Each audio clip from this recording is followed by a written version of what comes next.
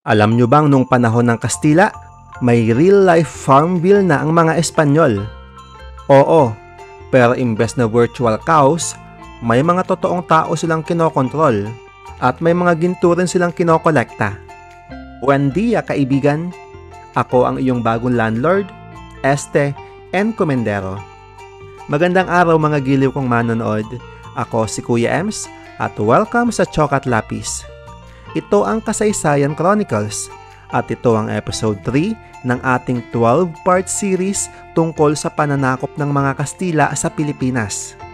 Pag-uusapan natin ngayon ang dalawang pangunahing estratehiya ng Espanya para kontrolin ang bansa, ang encomienda system at ang reduksyon.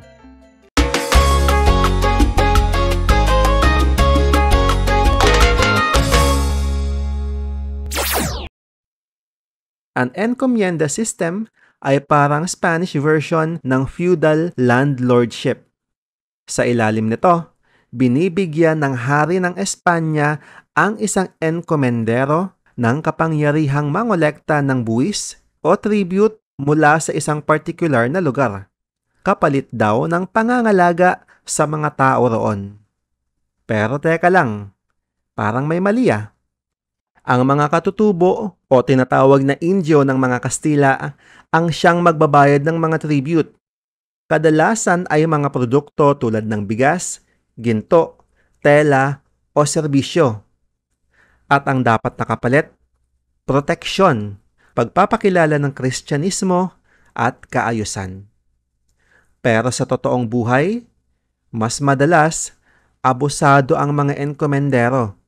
Nagiging dahilan ito ng sapilitang paggawa at matinding pagsasamantala.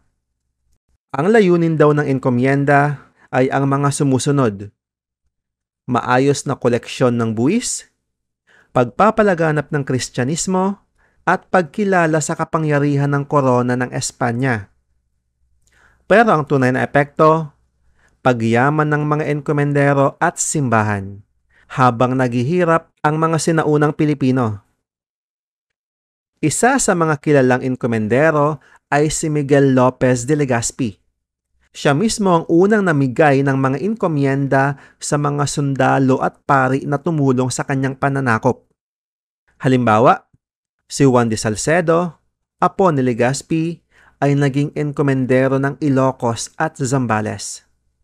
Marami sa mga misyonaryo tulad ng mga Agustino at Franciscano ang tumanggap rin ng mga enkomienda, kahit bawal ito ayon sa batas ng simbahan.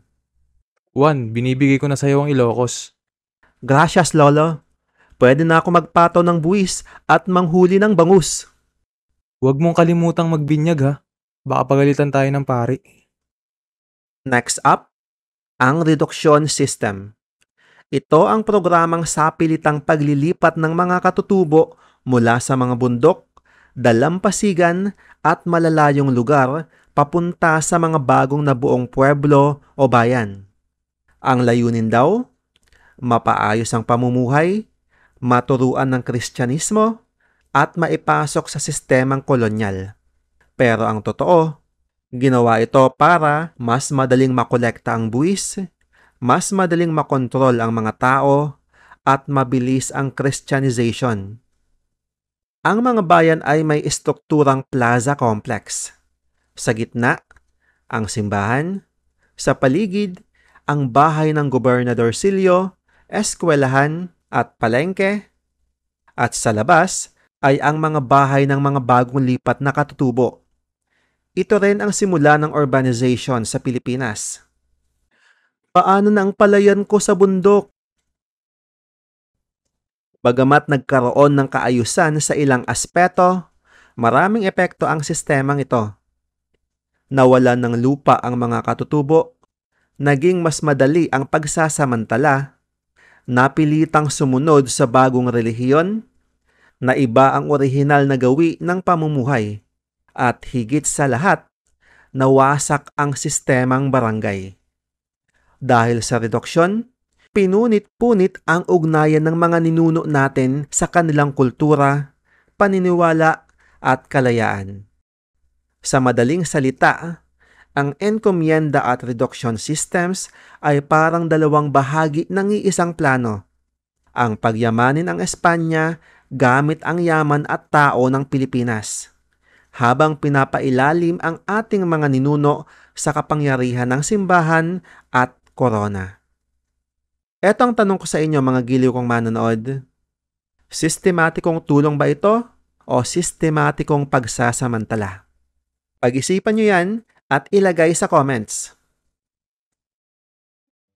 Kung natuwa ka sa episode na to, don't forget to like, hit that subscribe button at i-click ang notification bell para updated ka sa susunod nating kaalaman. Dito sa Chok at Lapis, sama-sama tayong matututo sa pinaka-nerdy pero pinaka-fun na paraan. Mag-iwan din kayo ng comment kung may gusto kayong topic na i-feature natin next. Salamat mga giliw kong manonood!